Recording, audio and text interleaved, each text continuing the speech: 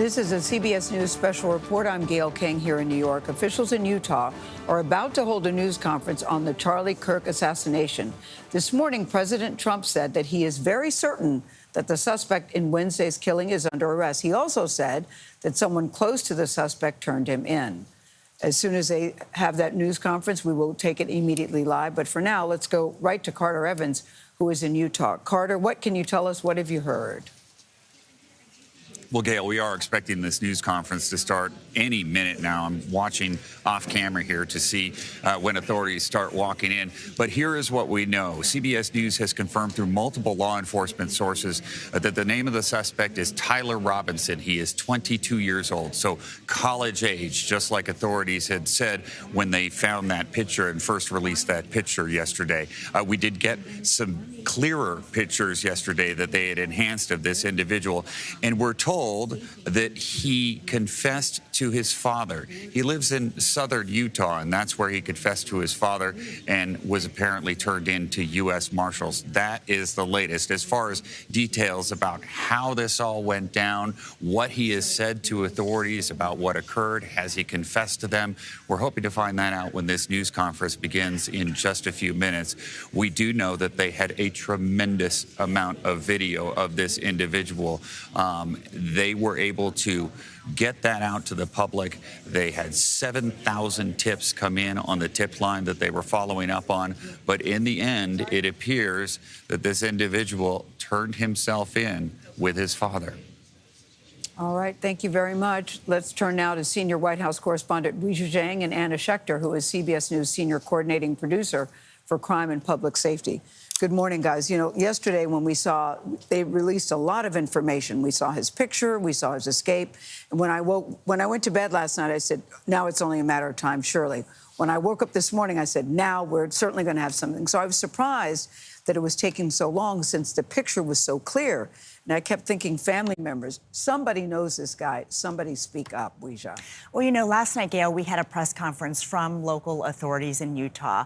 The FBI Director Kash Patel was standing with them. They released new images, but they did not say anything about coming close to having a suspect in custody. And it wasn't until this morning that President Trump, not law enforcement officials, but the president, broke the news that, as you mentioned, he said there was a high degree of certainty that the suspect was in custody. Multiple sources tell CBS News that the person they have has a strong resemblance to all those images that we have been seeing. And the president actually went on to reveal some of those details that we just heard from Carter. He said that it was a minister who was familiar with this person, who recognized him, and then this minister informed the U.S. Marshal's office, and somehow after that, the family became involved, and the father convinced his son, the shooter, to turn himself in. That's according to President Trump. But obviously, Gayle, there are still so many questions. Yeah, yes. Because we haven't heard from police. I would imagine everybody's Googling Tyler, because his name has been released. Everyone's Googling the name to find out what we can find out about this person. That's right. We see they're entering the room now. Anna, stand by for just a sec. At today's press conference, we will hear from Governor Cox, FBI Director Kash Patel, and Sheriff Mike Smith. We also have with us Utah DPS Commissioner Bo Mason, Lieutenant Governor Deidre Henderson, FBI Special Agent in Charge Robert Bowles, and local and federal law enforcement partners. Following the remarks today, Governor Cox, Director Patel, and Commissioner Mason will take questions. Thank you.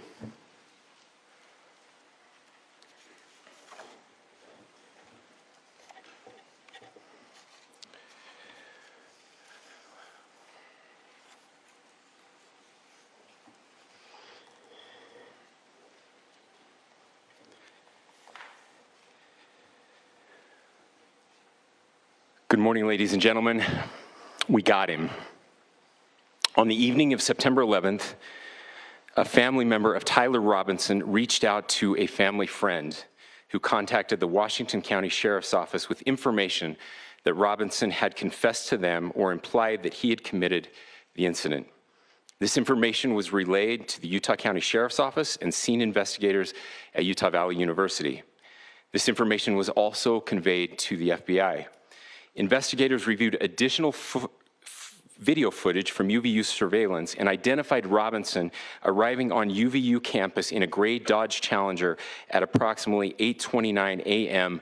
on September 10th, in which he is observed on video in a plain maroon t-shirt, light-colored shorts, a black hat with a white logo, and light-colored shoes.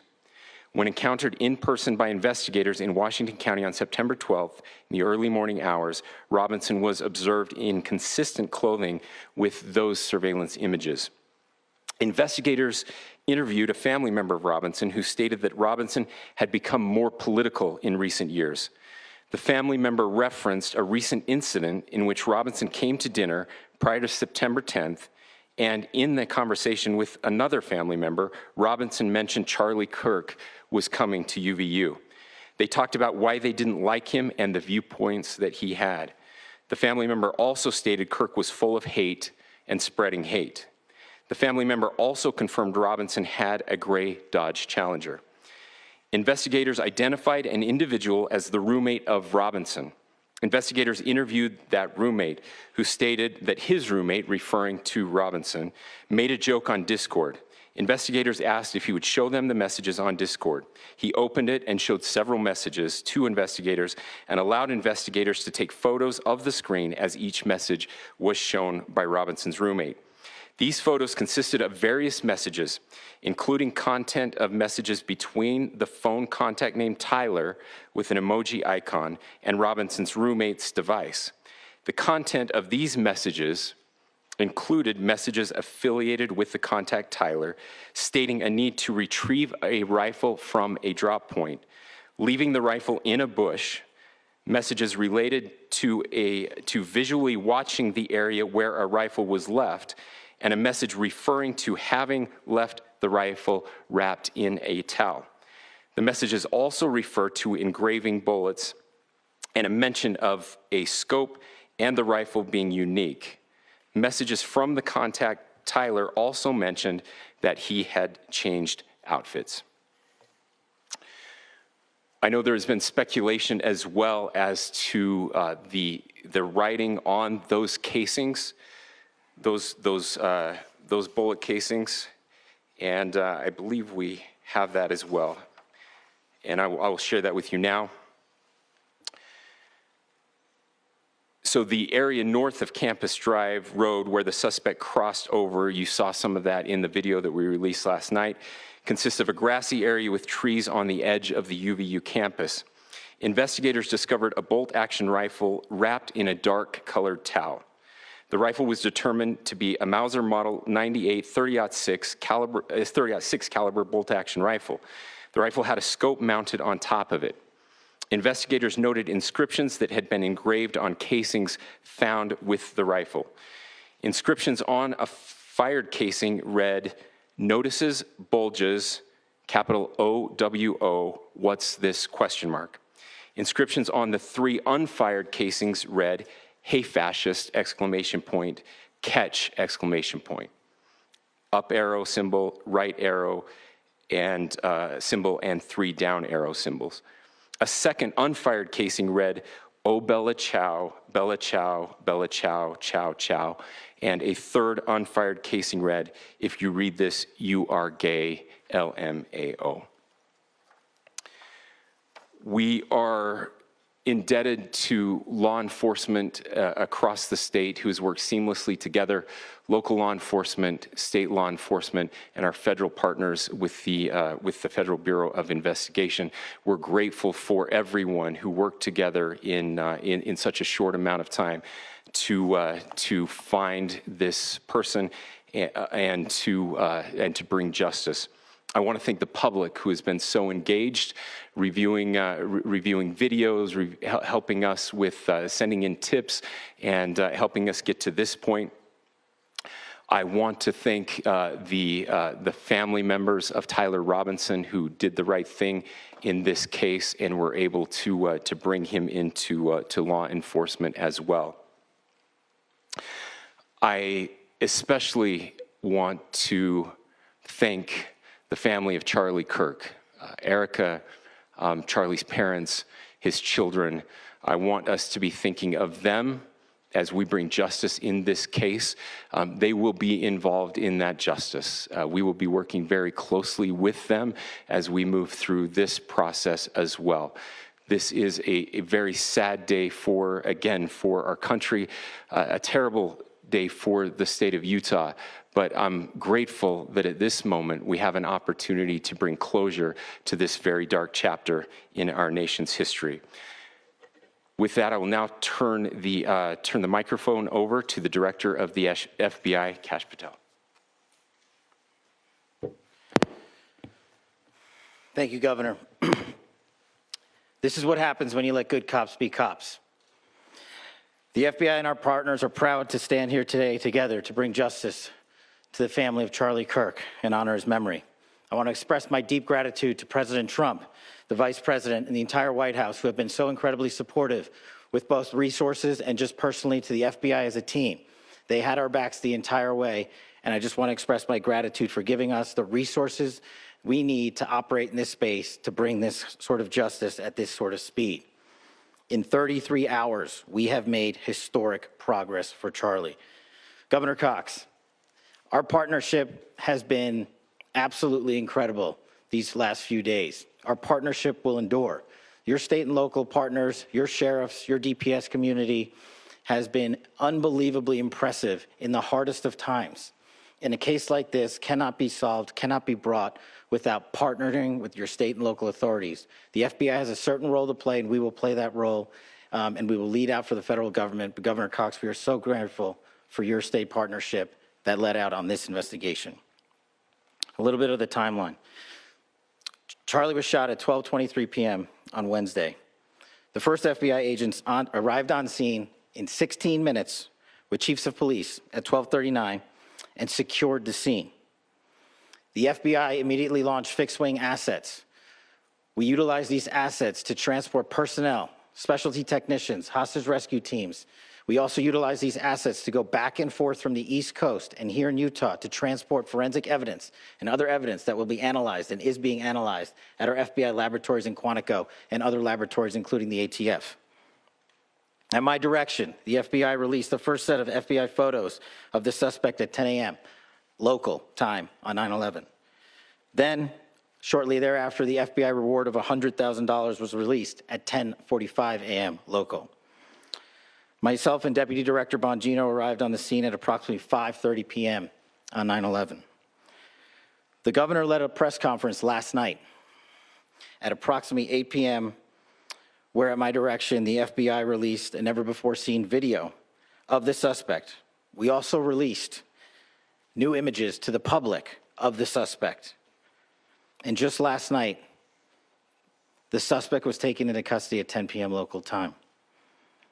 In less than 36 hours, 33 to be precise, thanks to the full weight of the federal government and leading out with the partners here in the state of Utah and Governor Cox, the suspect was apprehended in a historic time period. And I want to highlight what Governor Cox said. This would not have been possible without you, the media, and you, the public. That's why we went so public, so fast, and we're so transparent, and we're committed to that transparency. The crime scene, just a little bit there. It is a large crime scene. State and local authorities, along with federal authorities, processed that crime scene quickly. And I even had the ability to walk through that crime scene and walk through the steps the suspect took to learn more about what was needed and what resources we needed to bear to create a full picture for the FBI and leadership back in Washington. Furthermore, thankfully to state and local partners, forensic evidence has been seized and continues to be garnered. Forensic evidence has already been evaluated at FBI laboratories in Quantico and state and local authorities here. We will continue to process evidence as we see it, as we collect it, and we will continue to deliver it to Governor Cox and his team. Last night, we had a total of approximately 7,000 leads. As of this morning, thanks to your great work, we have over 11,000 leads that were called in to the FBI. And we are running out every single lead that we can. Every one of those leads will be run out. The arrest is a testament to the dedication of good law enforcement being great. and partnerships in law enforcement, which I've tried to highlight as my tenure as the director of the FBI. There is no better relationship for law enforcement than the FBI to partner with state and local authorities, and you've seen it here in these last few days. The FBI Salt Lake Field Office, along with our offices in LA, Phoenix, Denver, San Antonio, Las Vegas, Pittsburgh, Buffalo, our headquarters component in Quantico, all participate in the FBI. I want to express my deep gratitude to the employees of the FBI, the men and women, the evidence response team tacticians, the special operators, the agents, the support staff. You have done monumental work in historic time when the public, who had a right to demand such an expeditious solving of an investigation, the FBI answered that call diligently, critically important to our nation, and we delivered. And I'm proud to be their leader, and I'm proud to be the director of the FBI. This is a very much an ongoing investigation, as the governor said, and we will continue to work with state and local authorities to develop the investigation, to provide them the evidence they need for their ongoing prosecutions, and we will be here to answer every call they absolutely have, as long as it takes, for as long as we need to find and apprehend whatever suspects were involved in this crime. Lastly, to my friend Charlie Kirk, rest now, brother. We have the watch, and I'll see you in Valhalla.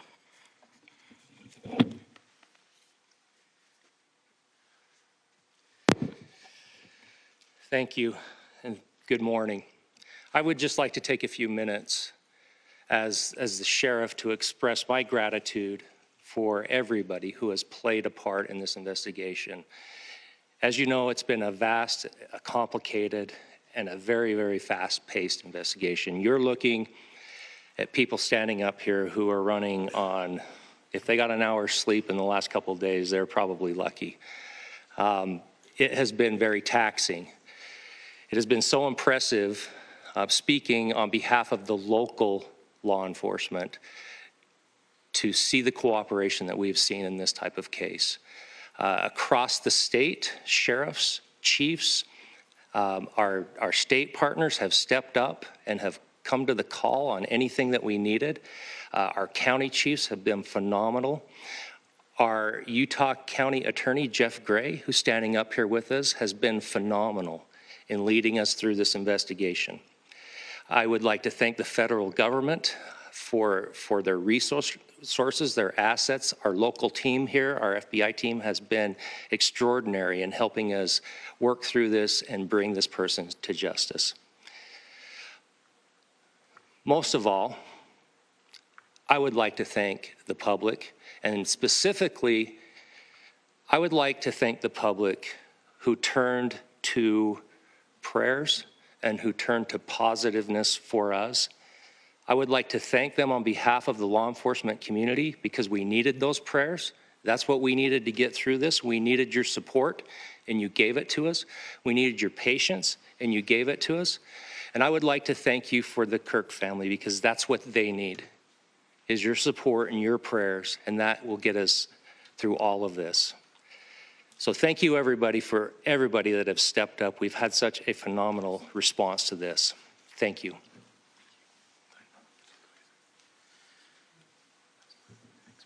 I also want to give a special thanks to the Attorney General and the Department of Justice. Their unwavering support and their commitment to justice is shown true here. And without AG Bondi and Deputy Attorney General Todd Blanche and the resources they brought to bear, we would not have been able to complete our mission.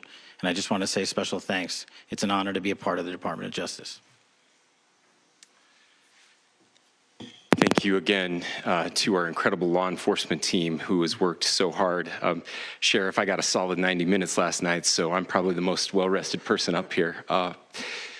Ladies and gentlemen, I get the microphone, so I hope you'll permit me a moment just to share a few more thoughts about where we are and how we got here, and maybe a little bit of where we go from here. I don't want to get too preachy, but I think it's important that we, with eyes wide open, understand what's happening in our country today. I've heard I've heard people say, well, why are we so invested in this? There's violence happening all across our country, and violence is tragic everywhere. And every life taken is a child of God who deserves our love and respect and dignity. This is certainly about the tragic death, political assassination of Charlie Kirk. But it is also much bigger than an attack on an individual. It is an attack on all of us. It is an attack on the American experiment. It is an attack on our ideals. This cuts to the very foundation of who we are, of who we have been, and who we could be in better times. Political violence is different than any other type of violence for lots of different reasons. One, because in the very act that Charlie championed of expression, that freedom of expression that is enshrined in our founding documents, in having his life taken in that very act, makes it more difficult for people to feel like they can share their ideas, that they can speak freely. We will never be able to solve all the other problems, including the violence problems that people are worried about, if we can't have a clash of ideas safely and securely. Even, especially those ideas with which you disagree. That's why this matters so much. Over the last 48 hours, I have been as angry as I have ever been, as sad as I have ever been. And it was, as anger pushed me to the brink, it was actually Charlie's words that pulled me back. I'd like to share some of those. And specifically right now, if I could, I need to talk to the young people in our state, in my state, and all across the country. As President Trump reminded me, he said, you know who really loved Charlie? The youths. And he's right. Young people loved Charlie, and young people hated Charlie. And Charlie went into those places anyway. And these are the words that have helped me. Charlie said, when people stop talking, that's when you get violence. He said, the weak can never forgive. Forgiveness is the attribute of the strong. The only way out of the labyrinth of suffering is to forgive. Welcome without judgment, love without condition, forgive without limit. He said, always forgive your enemies. Nothing annoys them so much. A few months ago, I referenced this last night, Charlie posted to social media, when things are moving very fast and people are losing their minds, it's important to stay grounded. Turn off your phone, read scripture, spend time with friends, and remember, internet fury is not real life. It's going to be okay. He again said, when you stop having a human connection with someone you disagree with, it becomes a lot easier to commit violence. He said, what we as a culture have to get back to is being able to have a reasonable agreement, where violence is not an option. Now, again, to my young friends out there, you are inheriting a country where politics feels like rage. It feels like rage is the only option. But through those words, we have a reminder that we can choose a different path. Your generation has an opportunity to build a culture that is very different than what we are suffering through right now. Not by pretending differences don't matter, but by embracing our differences and having those hard conversations. I think we need more moral clarity right now. I hear all the time that words are violence. Words are not violence. Violence is violence. And there is one person responsible for what happened here. And that person is now in custody and will be charged soon and will be held accountable. And yet, all of us have an opportunity right now to do something different. I want to thank my fellow Utahns. This bad stuff happens. For 33 hours, I was praying that if this had to happen here, that it wouldn't be one of us, that somebody drove from another state, somebody came from another country. Sadly, that prayer was not answered the way I had hoped for, just because I thought it would make it easier on us if we could just say, hey, we don't do that here. And indeed, Utah is a special place. We lead the nation in charitable giving. We lead the nation in service every year. But it did happen here. And it was one of us. But I want you to look at how Utahns reacted the last 2 nights. There was no rioting. There was no looting. There were no cars set on fire. There was no violence. There were vigils and prayers and people coming together to share the humanity. And that, ladies and gentlemen, I believe is the answer to this. We can return violence with violence. We can return hate with hate. And that's the problem with political violence, is it metastasizes, because we can always point the finger at the other side. And at some point, we have to find an off-ramp, or it's going to get much, much worse. But see, these are choices that we can make. History will dictate if this is a turning point for our country. But every single one of us gets to choose right now if this is a turning point for us. We get to make decisions. We have our agency. And I desperately call on every American, Republican, Democrat, liberal, progressive, conservative, MAGA, all of us to please, please, please follow what Charlie taught me. I'll just conclude with words I share often from a friend and author, Yuval Levin, who was asked if he was optimistic about our country. And he said, I'm not optimistic. He said, I hate optimism. Like, that sounds bad. But he said, optimism is a vice. It's this idea that good things are just going to happen. And he said, in the history of the world, good things have never just happened. He says, I'm not optimistic, but I am hopeful. And hope is the virtue that sits between the vices of optimism and pessimism.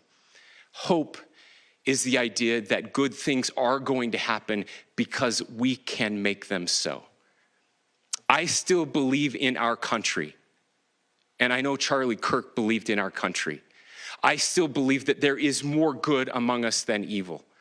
And I still believe that we can change the course of history.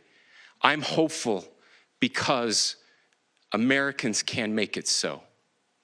Ladies and gentlemen, we're happy to answer any questions you might have. Governor, can you please speak to whether the suspect is speaking with authorities and his demeanor, Tyler Robinson? I cannot speak to that. I cannot speak to that right now.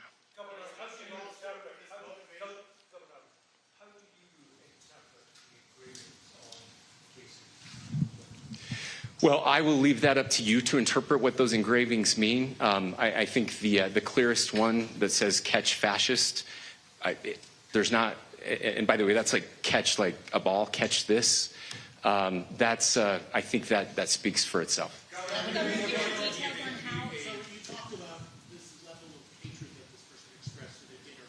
Beyond that, is there anything in your view we can discover that may have radicalized or changed him to prompt him to commit such a horrific act? There's nothing more that we can share at this time. Governor. About the gun, do you anticipate any more arrests? We do not at this time have any information that would lead to any additional arrests. Yes. But Governor. the investigation is ongoing. Governor. How he came into custody of police and where he is right now, Mr. Robinson? Yes. So right now, Mr. Robinson has been booked into the Utah County Jail. You heard the president this morning report that he was taken into custody, that his family and a friend helped to deliver him into custody of law enforcement in Washington County. For those of you that don't know where Washington County is, it is the southwesternmost part of the state of Utah. It's about a 3.5 to 4 hour drive from here, where we are right now, and that's where he lived and where they turned him in. Please go here. I can't share any more than what I've already shared. Yeah. Governor, do you have any details on how he got back to Washington County and how the gun was obtained? So how we obtained the gun? The gun was found here. Obtained the gun and how the shooter then was able to get back to Washington. So I don't have much more details on that. We do know that he drove. We had his car here on campus, and then we had his car going south back to the St. George. It's actually the city of Washington in Washington County. Is he talking with authorities and did he discuss a voting? I'm sorry? We don't have any information that would lead us to believe that. Yes, in fact, it was just released. Yes. I can't answer that right now. Yeah, thank you. Over here.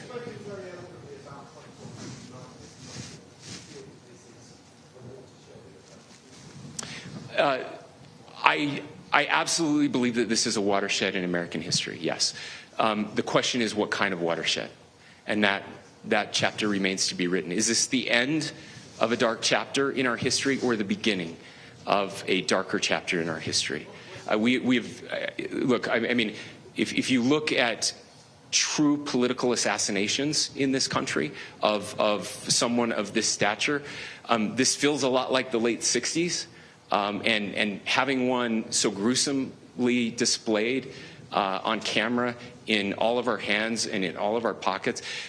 We are not wired as human beings biologically, historically. We have not evolved in a way that we are capable of processing those types of violent imagery. And by the way, we've seen another one with a gruesome stabbing very recently that went viral. This is not good for us. It is not good to consume. Social media is a cancer on our society right now. And I would encourage people to log off, turn off, touch grass, hug a family member, go out and do good in your community.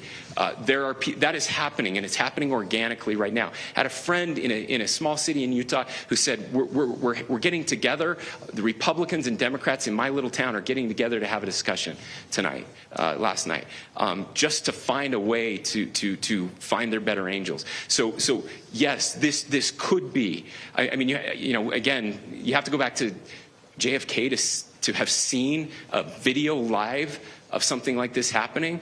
I wasn't born until 1975, but I know that things were really dark in the late 60s. Sorry to some of you. I know some of you were there.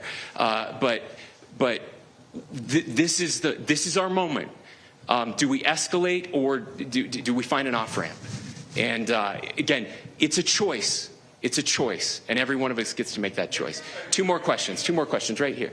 Could we clarify that the release of those enhanced images at 8 p.m., the timeline that Director Patel gave us, led to the arrest at 10 p.m.? Is there a direct connection between those two events? I cannot comment if there is a direct connection or not, but all I can say is that that through some process, the family came to know that this had happened. One more thing, Governor. Could you just clarify the clothing issue you mentioned earlier? Was he changing outfits? Correct.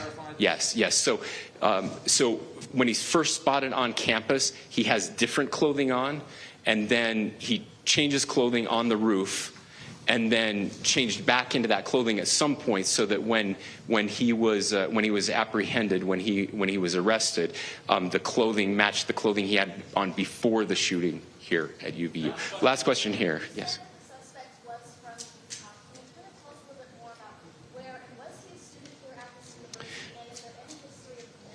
Yeah. So I don't have any information on the mental illness part. He was not a student here at UVU. He was living and had lived for a long time with his family in Washington County, in the southernmost part of our state. Thank you, everyone, for your great work in getting this information out. I will just say, process-wise, this may be important. I know many of you aren't familiar with the process in Utah. I think it's important that you understand that. Basically, we have 3 days for charging documents to be filed.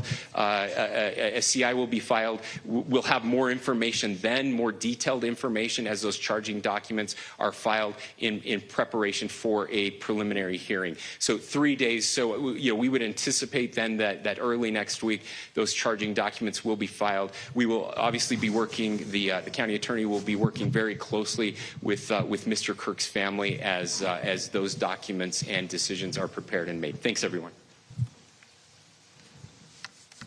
And as you've just heard, authorities have announced they do have a suspect in custody for the assassination of political activist Charlie Kirk on Wednesday. He's been identified as Tyler Robinson. He is 22 years old. He is a resident of Utah. Let's go to our justice correspondent, Scott McFarlane in Washington. Scott, there was a lot to unpack in that news conference, a lot of information just revealed to us. What stuck out to you? Now, Gayle, a day-and-a-half manhunt that captured the world's attention ended, according to the investigators, when the defendant confessed to his father. And his father went to clergy, and they turned him in. This was a self-directed turn-in by the Robinson family, according to what the governor said there.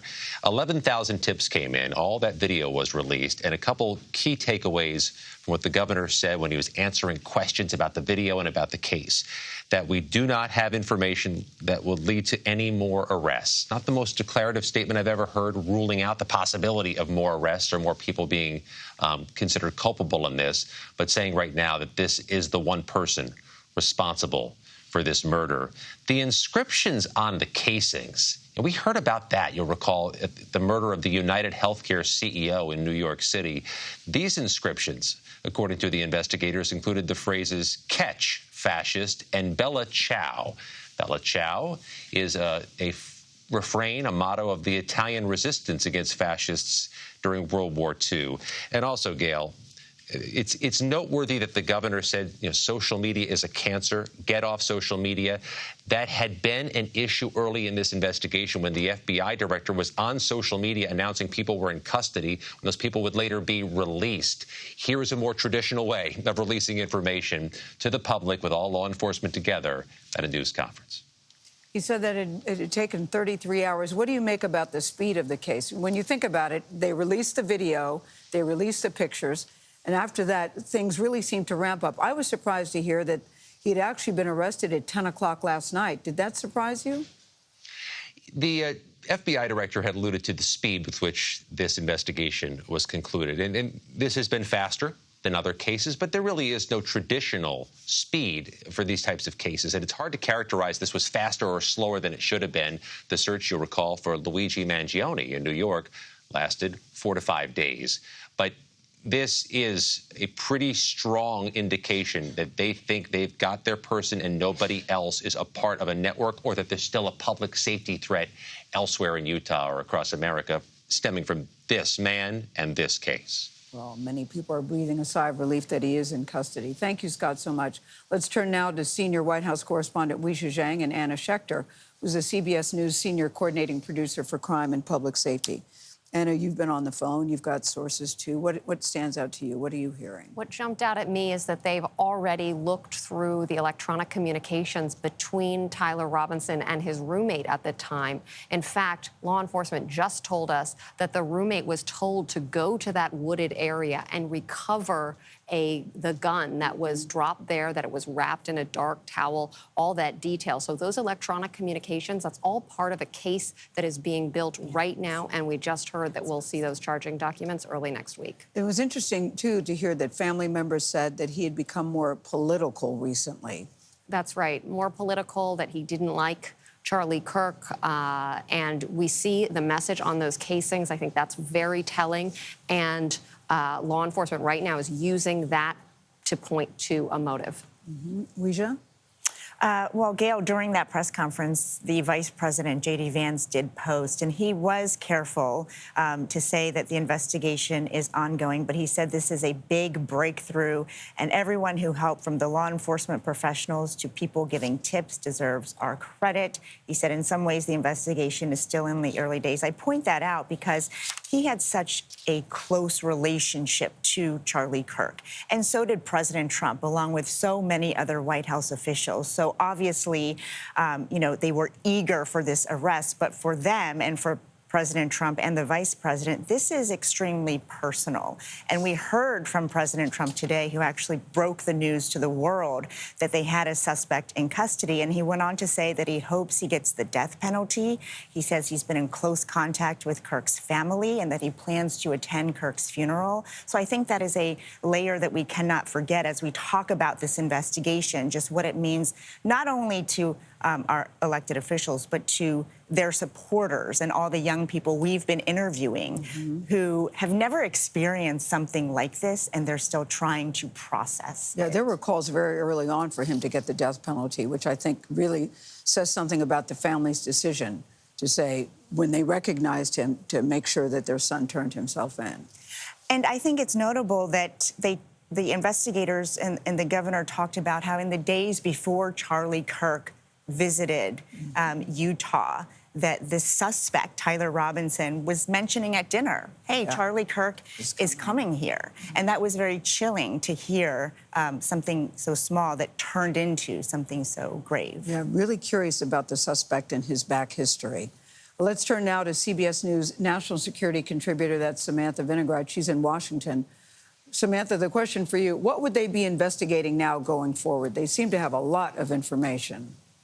They sure do, Gayle, and the FBI will be working through all of those leads with their state and local partners. But when we talk about the fact that the investigation is ongoing, what that means is that law enforcement professionals will be combing through this individual's history, including his social media, his communications with friends and family, and his movements.